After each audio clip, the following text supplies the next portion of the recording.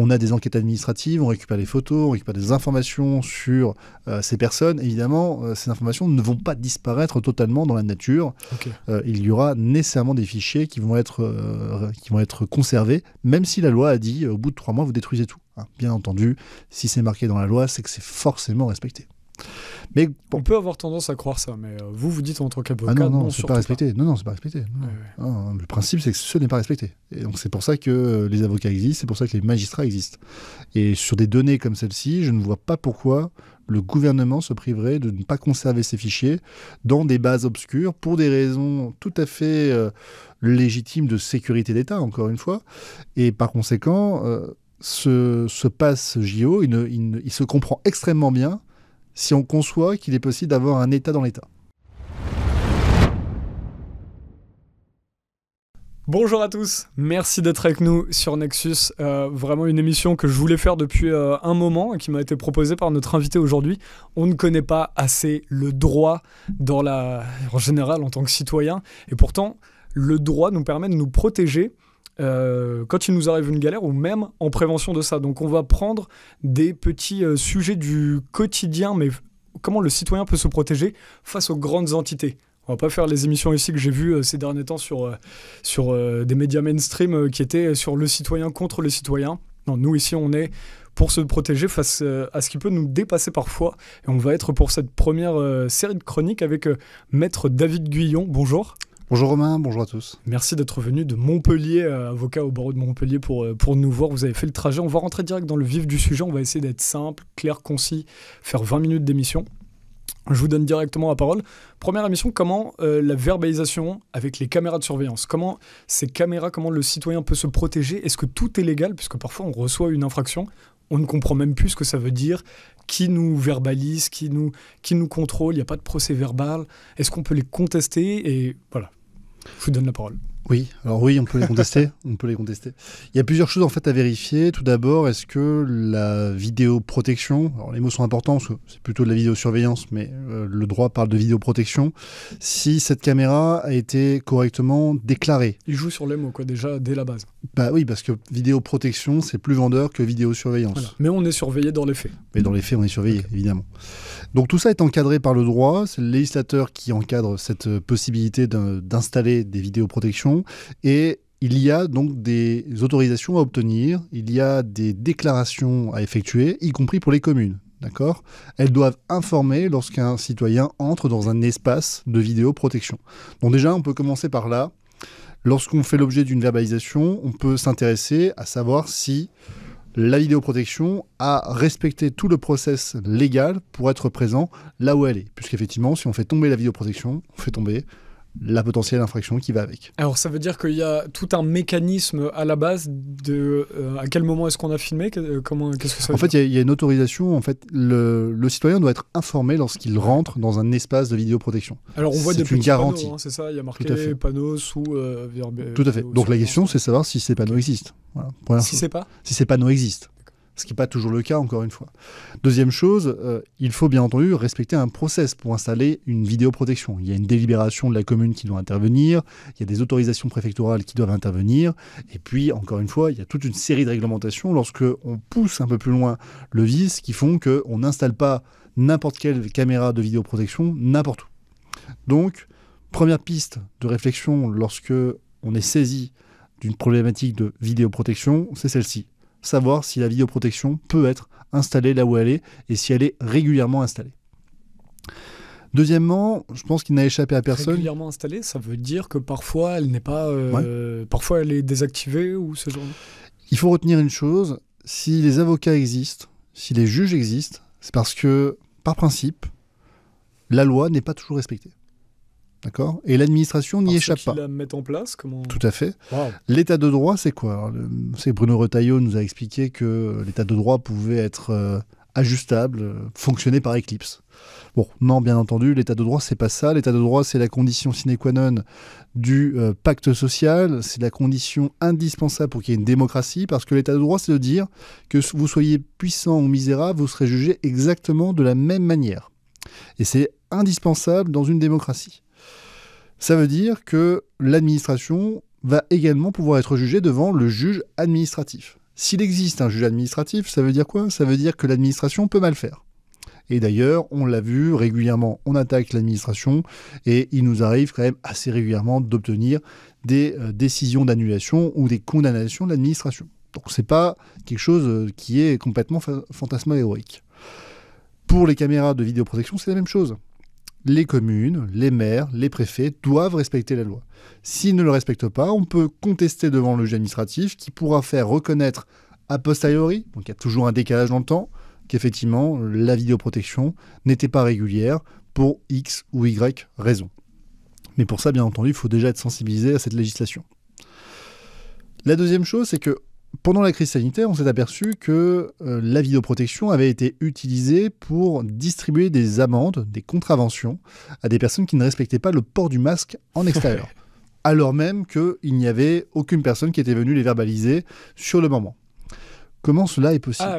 Donc sur le moment, ils ne rencontrent pas de policiers qui font un procès verbal, mais il y en a eu qui ont été contrôlés avec vidéo-verbalisation pour ne pas avoir porté le masque. Oui, tout à fait. C'est incroyable, j'ai jamais entendu. Et en fait, on distribuait les... Alors, ça a été repris dans la presse mainstream, hein. Donc c'est pas quelque chose qui est complètement anodin. Et effectivement, on a eu beaucoup de personnes qui ont reçu directement chez eux la contravention au motif qu'ils ne portaient pas le masque. Et effectivement, ils avaient pu être identifiés, le lieu, l'heure à laquelle ils avaient pu être pris.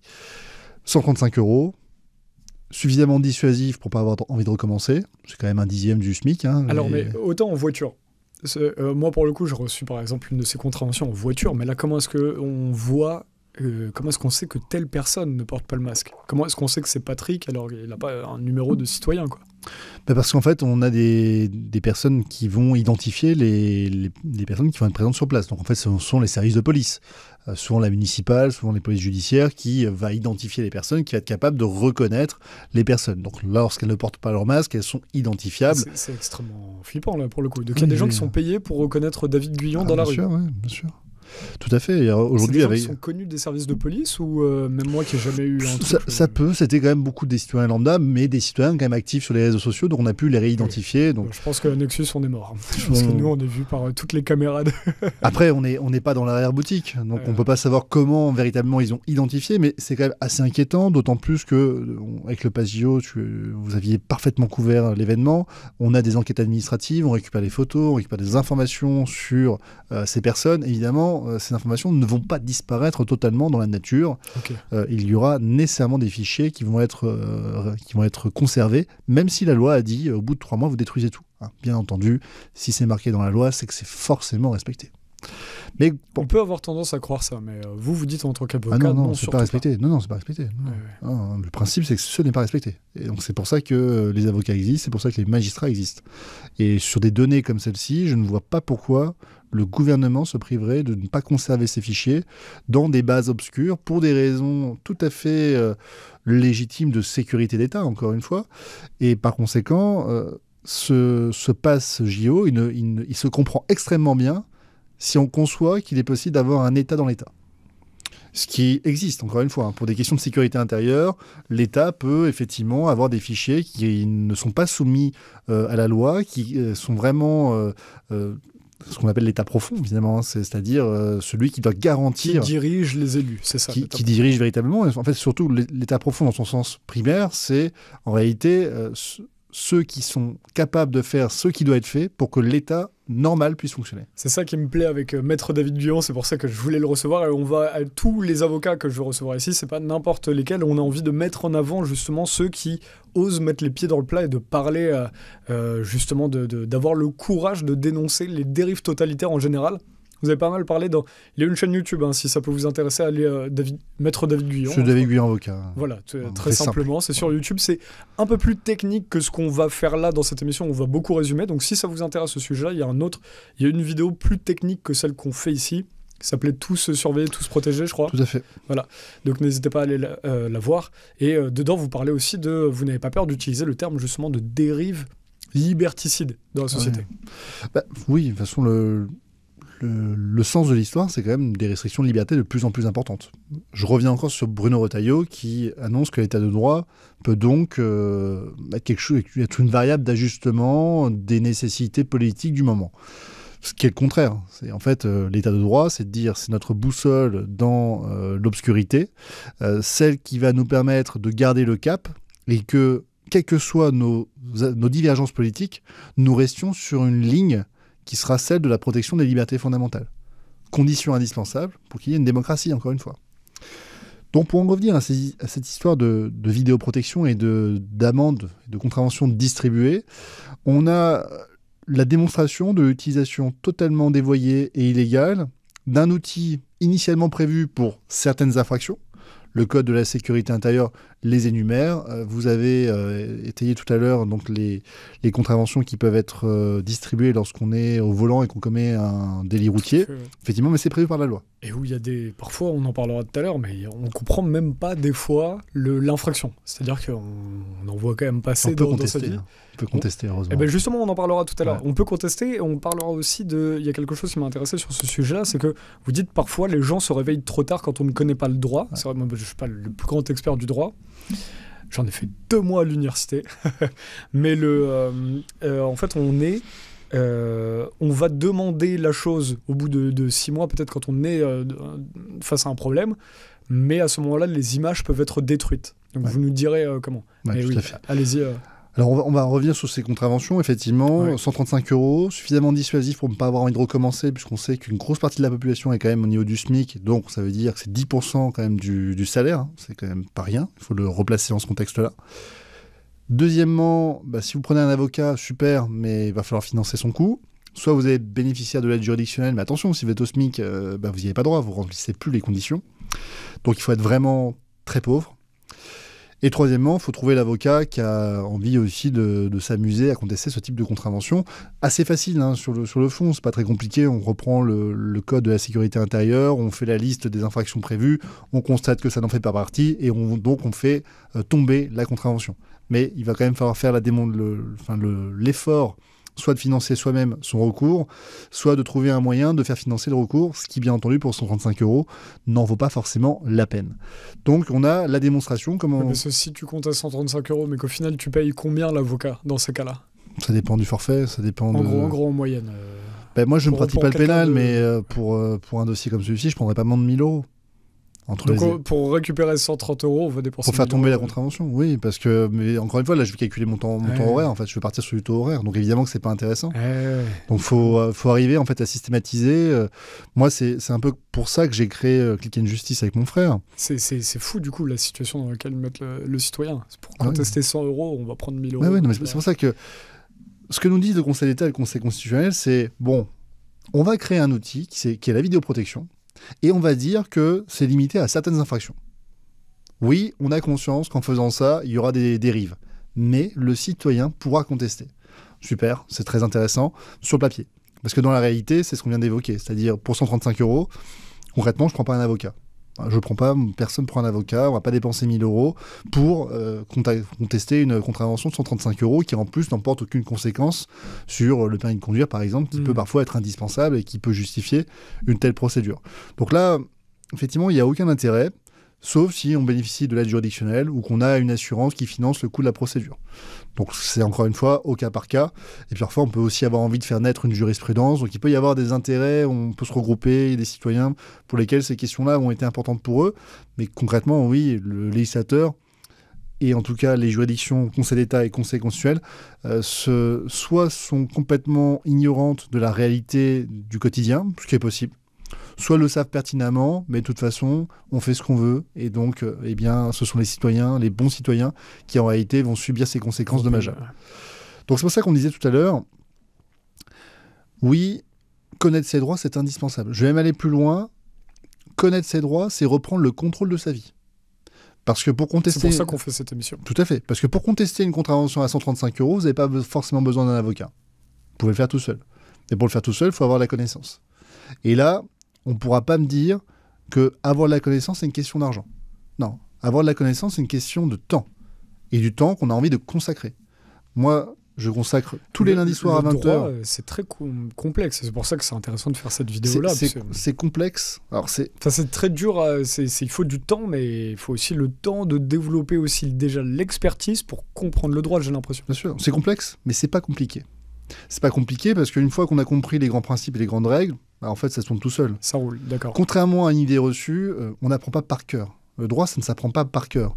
On doit maîtriser des concepts de base, mais moi, par exemple, en tant qu'avocat, je ne maîtrise aucun article juridique par cœur. Allez, peut-être le 1240, tout fait quelconque de l'homme qui cause un dommage à autrui oblige celui-ci à le réparer.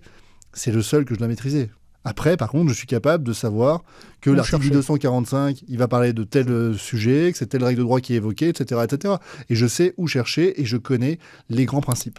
Mais je ne connais rien par cœur parce que c'est pas ça, être un bon juriste. Non, ce qui est important, c'est de savoir où chercher. C'est pas qu'est-ce que vous connaissez sur le moment. Et puis comprendre les mécanismes, comprendre un petit peu les raisonnements. C'est pour ça que tous les lundis à 20h, je fais mon émission Justice citoyenne avec Pierre Thévenon, sur laquelle on va prendre un sujet d'actualité. On a parlé récemment du harcèlement moral des agents publics, on a parlé des antennes 5G, on a parlé des compteurs Linky. Et en fait, l'idée va être de mettre gratuitement à disposition toute une série d'argumentaires juridiques, toute une série de raisonnements à disposition des citoyens.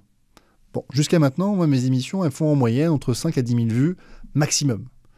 Où sont les 67 millions de Français qui voudraient avoir connaissance de leurs droits et qui, malheureusement, n'ont pas accès à mon émission, qui est librement accessible sur Internet. C'est quand même dommage, mais pour autant, ici, c'est gratuit. On donne de la formation gratuitement. Ça, c'est pas payant. Vous pouvez aller regarder ces chaînes. Voilà. Quelqu'un qui a regardé mon émission, il y a toujours un article juridique qui est écrit avec. Donc, ça veut dire que vous avez en plus dedans les articles, je vous envoie sur les références avec les liens hypertextes. Vous avez toutes les bases. Vous pouvez rédiger vous-même votre contestation de contravention.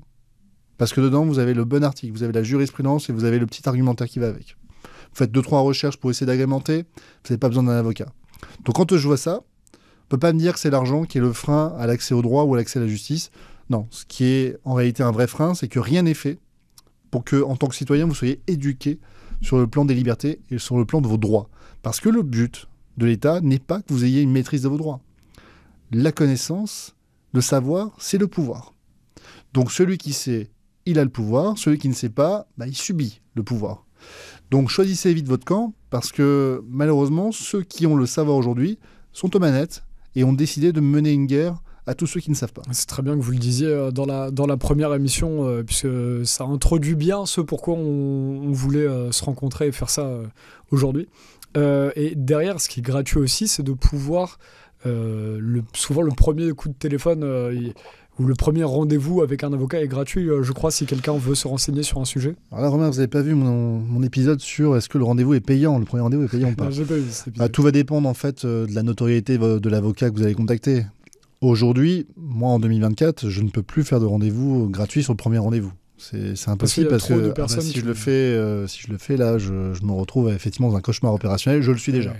Donc je suis contraint quand même de mettre un minimum d'engagement au tout départ. Ça prend combien de temps un premier rendez-vous comme ça avec quelqu'un qui va... Ça peut être super... Alors il y a plusieurs formules, mais par exemple, moi, la formule qui passe très bien, je trouve qui est largement accessible et qui permet vraiment d'avoir une plus-value, c'est le rendez-vous de 20 minutes. 20 minutes. 20 minutes, c'est 45 €, c'est 20 minutes. Si vous avez une protection juridique, vous demandez la prise en charge en amont, ils peuvent vous la financer, ça ne vous coûtera rien. Mais c'est effectivement le minimum pour faire au moins cette petite barrière à l'entrée, parce que moi, ce que j'essaie de faire, c'est l'émission gratuite le lundi soir à 20h. Vous posez toutes vos questions en direct, on essaie de répondre à tout le monde. Et par contre, le reste du temps, je suis obligé de mettre un petit peu cette barrière à l'entrée, sinon c'est le cauchemar opérationnel et on ne sera plus capable de faire de la qualité. C'est ça qui est aussi important. Et pour les autres, mais globalement, pour des avocats moins connus... Pour des avocats moins connus, évidemment, le premier rendez-vous est très souvent offert. Ça va dépendre de la matière, mais c'est très souvent offert, et surtout avec des particuliers. C'est marrant, nous, en tant que journalistes, rapidement, les gens nous disent « Ah, mais ce sujet-là, comment est-ce qu'on peut contacter un avocat ?» C'est pas vers nous qu'il faut demander.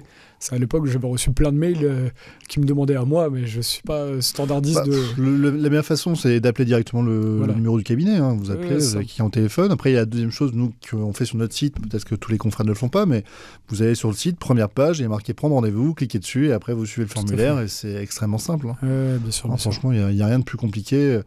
Moi, toute ma philosophie de dire on va révolutionner l'accès à la justice et l'accès au droit. C'est la mission que je me suis fixée depuis la crise sanitaire. Parce qu'en fait, je me suis aperçu, il y a deux mondes.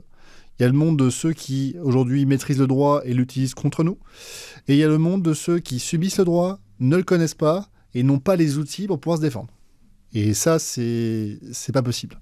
En tout cas, en tant qu'avocat, on ne peut pas laisser nos concitoyens dans cette situation, et c'est pour ça que j'en ai parlé rapidement, on a créé Click & Justice avec mon frère, c'est parce qu'on voulait proposer des solutions sur mesure, avec un coût facilement accessible partout en France, avec la même qualité. Et au moins à un endroit où aujourd'hui il n'y avait pas de solution. Donc c'est certainement imparfait, mais en tout cas ça a le mérite d'exister. Et ça fait partie de ma mission, et notamment aujourd'hui, moi les émissions juridiques que je fais avec Pierrick tous les lundis, ça participe au service public de la justice, ça participe à l'accès au droit, à l'accès à la connaissance.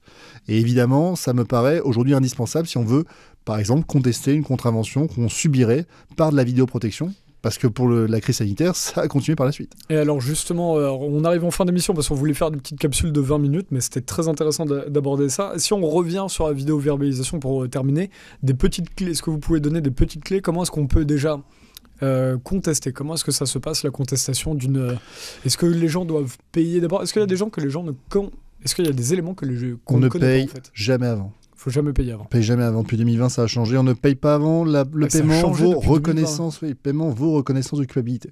Donc on ne paye pas. Le droit évolue tellement aussi à ce niveau-là. Oui, voilà. Parce qu'avant, c'était pas aussi. Alors normalement, aujourd'hui, on a l'info quand même facilement en ligne. Hein. C'est assez facile. On tape sur Google. C'est une information qu'on a. Donc alors, oui, on ne parle que du droit français. Hein, parce on est regardé au Québec, en Belgique, en Suisse. Effectivement, là, on ne parle que pour le droit français. En France, en tout cas, on ne paye pas sa contravention si on la conteste. Ensuite, on se retrouve devant le tribunal de police, et là, on soulève tous ces petits arguments, on fait un petit mémoire en défense, on écrit en fait, on prend un bout de papier, et puis on fait nos écritures, et on se défend. Et on peut soulever toute une série d'arguments. Pareil, sur la vidéoprotection, j'ai écrit sur le sujet, on reprend l'argumentaire pour soi, et on va vérifier un petit peu sur Internet si on veut compléter sur ce sujet. Mais en tout cas, on a aujourd'hui des armes à notre disposition, et j'espère en tout cas participer au réarmement des concitoyens face au droit. Et on en a parlé un petit peu au début d'émission, mais dans quel cas est-ce que la vidéo-verbalisation n'est complètement pas légale et un citoyen peut la contester? Dans tous les cas qui ne sont pas visés par le Code de la sécurité intérieure, normalement de souvenir, c'est le 231-5 du Code de la sécurité intérieure qui fixe toute une série de contraventions, enfin toute une série d'infractions. Ouais. Et dessus, c'est essentiellement des délits et des crimes. Okay. D'accord, donc on n'est pas sous la contravention. Il y a un délit de fuite au niveau routier, enfin, il y a une dizaine d'infractions. Donc, tout ce qui n'est pas dans ces infractions-là, déjà, ne peut pas faire l'objet d'une vidéo. Mais donc, si on reçoit une petite contravention de 20 € sur un problème d'insertion, c'est illégal. C'est illégal. Si c'est pas prévu par les textes, attention, ça évolue régulièrement. Hein, parce que là, il y a des centaines, voire peut-être des milliers, on n'a pas les chiffres, de personnes qui se retrouvent à avoir ces petites contraventions qui ne retirent pas de points sur le permis, qui coûtent une vingtaine d'euros ou des prix dérisoires. Attention, parce que les délits routiers font l'objet aussi d'une législation particulière. Mais en tout cas, sur la vidéoprotection en dehors des délits routiers, c'est très encadré. En dehors des infractions prévues par les textes, on peut être verbalisé. Maintenant, petite astuce pour tout ce qui va être... donc ces petites contraventions, on peut pareil les contester, et à ce moment-là en fait il va falloir prendre connaissance de la verbalisation qui a eu lieu. C'était où, c'était quand, est-ce que c'était bien vous, est-ce que vous êtes reconnaissable, bon, ça c'est marqué sur le... Oui, voilà. Ah oui, par contre on peut demander à revoir les images. On peut demander effectivement à avoir communication du dossier pénal. Bien sûr, on peut contester. D'accord. Et donc dans ces cas-là, faut pas réfléchir, faut pas payer, même s'il y a marqué qu'il y a une majoration qui est prévue. Non, il n'y a pas de majoration, on conteste. Si, parce qu'il y a toujours une majoration. Ah oui, si on conteste, il n'y a pas de majoration. On peut avoir une réduction si on paye tout de suite. Ouais. Sinon, si on conteste dans les délais, on écrit au procureur. Oui, voilà. Non, il n'y a pas de majoration. Oui, ok. Oui, parce que, ok. Non, mais dans ma tête...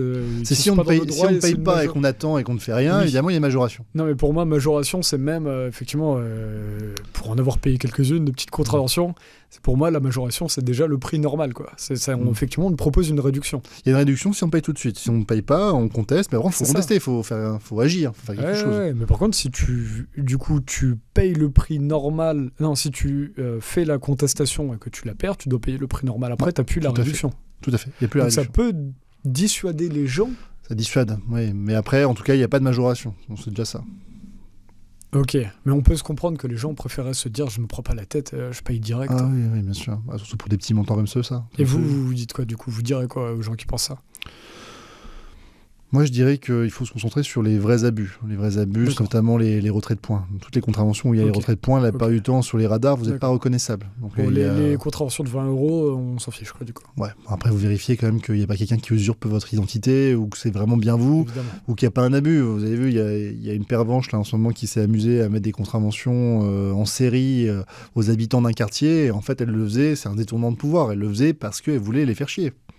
Et ça, c'est totalement illégal. Donc, incroyable ce qu'on peut voir aujourd'hui. Ouais, donc là, on a une caractéristique directe où là, il faut contester. Parce qu'en fait, ils ont pris 50 contraventions en l'espace de 2 ans, juste parce qu'elles ne pouvaient pas les voir. Et alors très rapidement, vous en parlez en détail sur votre chaîne, donc on incite les lecteurs qui voudraient une vidéo plus longue à aller sur David Guyon, avocat. Mais vous dites par exemple, vous aviez cet exemple, on va arrêter après là-dessus, mais d'une maman, son fils se fait agresser, et elle essaie d'abord par tous les moyens de voir avec la mairie comment pouvoir, et elle va en dernier recours à la police, mais à ce moment-là, c'est trop tard pour obtenir les images de la vidéosurveillance, puisque au bout de 30 jours, au bout d'un mois, les images de la vidéo sont effacées. Elle voulait qu'on puisse reconnaître les agresseurs de son fils. Tout à fait. Elle a demandé en fait à avoir accès aux images pour pouvoir les constater et pouvoir identifier les agresseurs de son fils. Là, on est typiquement dans l'utilité de la vidéoprotection. C'est-à-dire on va pouvoir rechercher les auteurs d'infractions. Et là, ça pouvait rentrer dans le cadre des délits prévus par le Code de la sécurité intérieure. Mais on a typiquement une commune qui n'a pas coopéré, qui a joué la montre. Et on a une personne qui, de bonne foi, a pensé qu'en discutant avec la commune, en leur écrivant, en réagissant avec eux, eh bien, elle pourrait obtenir la communication de ces images. Bilan des courses, on s'est retrouvé en référé liberté quasiment la veille de la suppression des images. Et même si la commune était informée quelques jours auparavant qu'il y avait cette procédure, elle n'a rien fait pour conserver les images et permettre ainsi l'identification des délinquants. Merci beaucoup David Guyon. On va enchaîner tout de suite sur une autre émission. Les prochaines thématiques, ça concerne l'évolution de la législation sur l'énergie. Ouais. Et notamment pour les propriétés, où aujourd'hui on met des lois par rapport au climat. Et on en fait une juste après sur le burn-out. Et voilà, on verra quand est-ce que ça va sortir, on verra au fur et à mesure du rythme. Et on en a une sur les soignants suspendus, sur lesquels vous travaillez. N'hésitez pas à contacter si vous êtes un soignant suspendu réintégré. Vous pouvez demander vos droits jusqu'à janvier 2025. Janvier 2025, après on perd l'année 2021. Enfin, on la perd, en tout cas, il y aura une discussion sur la prescription. Et si vous recherchez un avocat, c'est pas auprès des journalistes. Il faut directement aller voir les avocats, même si c'est très gentil de penser à nous là-dessus. Merci beaucoup David Guyon, c'était extrêmement intéressant. Merci à vous, à bientôt.